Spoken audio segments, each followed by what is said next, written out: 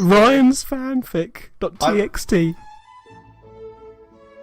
Are we all sitting comfortably? Yeah. No. Cool. Right, let's compose myself. Suddenly, Adam Luck woke up. "Did you have another bad dream, my love?" said Daisy Ridley. Earlier that week, Adam Luck discovered she was a lesbian. What?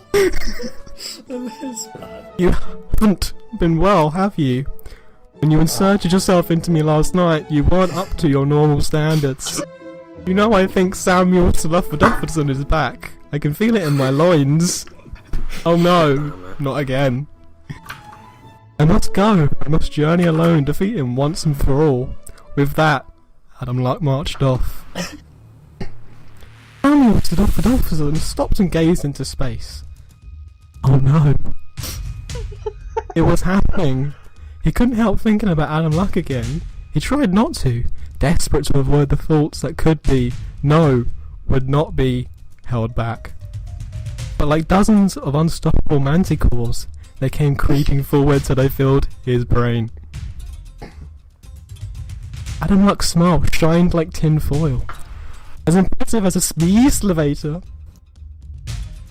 It filled the farmhouse, and Samuel Sluffordofferson was helplessly but willingly absorbed into them. Adam Luck's eyes are like Granny Smith apples. If you rolled them, they would go quite far. Adam Luck's legs were like a lighthouse, straight and tight. Adam Luck's chest was like a phonexis, powerful and impossible to ignore. How could Samuel Sluffordofferson not be helpless in the face of that? Question mark. I mean, sure, Samuel Sluffordofferson and Adam Luck had sex with each other before, when they met at a club once, but it was just a casual thing, one of many that night. Before things got too messy, Samuel Sluffordofferson snapped out of it, but the thoughts of Adam Luck would be back. Will he be able to resist it next time? Author's note: I got bored of this story and I realised this really cool story about characters in high school. It'll be full of love and family issues and other cool stuff. Samuel Sluffordofferson is like the school bully, but everyone likes him. And Adam Luck is the loner who just does snakeboard tricks on her own because no one likes her. It's really unfair to Adam Luck because she is really cool, but actually, no one in the school knows about her superpowers. Adam Luck was in class. She was paying more attention because Adam Luck wanted to get the best universities, but like always, annoying Samuel Sluffordofferson was being and meanie as always. He was annoying like other people in class, and the teacher, but his rep protected him. Until Adam Luck could take it no more. Adam Luck stood up and said, "Look, you want to spend the rest of your life in a call centre ain't my problem." Samuel stopped and looked at his hero with fury. Others in the class gasped. No one said that to Samuel Sluffordofferson, or Gah. Everyone was sick for thinking that. Samuel Sluffordofferson laughed and got up from his seat and grinned massively. "What do you want, Poindexter? Are you here to tell me what to do, huh?" Adam Luck gulped. He had not thought of what to do now.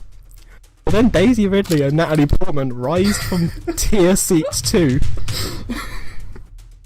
Adam Luck looked at them. They nodded back at her, and with their arms crossed, they looked at each other like they could take on Samuel there. And then Adam Luck looked at on her right, and she saw the teacher had hid himself behind the desk.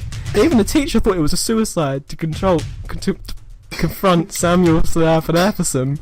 So Samuel Sluffordofferson rose up and walked to Adam Luck and said, "I will see you after school in my turf. You know where to find it." "I'll be there," Adam Luck said, certain of herself. And Samuel Sluffordofferson left, leaving behind a trail of cold and shivers that went down Adam Luck's spine. This wasn't going to end well. Oh noes. Interlude. Samuel Sluffordofferson was finding it really hard to concentrate at this moment. His thoughts kept trying to think of Adam Luck. Despite what was happening, it was hard to focus. And at the worst possible moment, it happened again. Samuel gazed at Adam Luck. It was impossible to risk this time. Like a mini Samuel Sluffordofferson was pulled towards Adam Luck. It was like withdrawal in a war. It was like AK-74 piercing through his heart and other lower regions of the body. It was like magnets. There was no resisting, no mercy, no pants. No longer anything else mattered. Adam looked shocked and then, not shocked. She had known all along. Of course, how could Samuel have been so stupid? Those long looks at each other, the times they gazed at the stars together, the candlelit dinners, the steamy showers, the non-stop sex.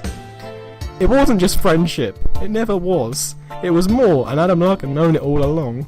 I knew! Adam said. Oh? Samuel said, realising all this for the first time. But there was more. Adam Luck wasn't pulling away, she was pulling tighter, holding Samuel stood off and over him like a wild anteater. At some point, their clothes came off. They got ripped off in the process of passioning. He didn't care. This is what he had needed for so long. Too long. Decade. Maybe more. But this was now. Samuel and Adam, together at last. They canoodled like lovers and made love with their naughty bits. They took it in turns, inserting their bits into each other.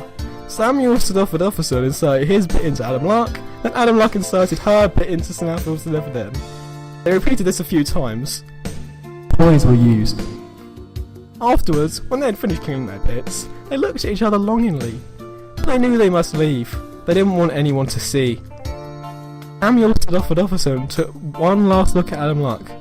Goodbye, my snuggly one. Love you too, my one and only Samuel stood off at Officer. And then they departed. But they knew the battle was going to be fierce.